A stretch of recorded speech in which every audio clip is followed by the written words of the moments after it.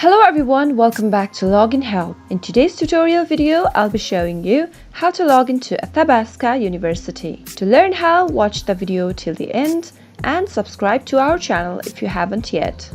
Press the bell icon so that YouTube will notify you whenever we post a new video. To log into Athabasca University, go to your web browser and type in the search box Athabasca University login and enter.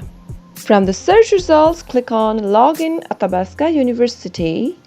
Doing this will take you to its login page. Enter your valid username and your password. Make sure you are typing it correctly. In case you forgot your password and can't log into your account, click on Reset your password. After you have all the information correct, simply click on Secure Login and you'll be logged into your Athabasca University account.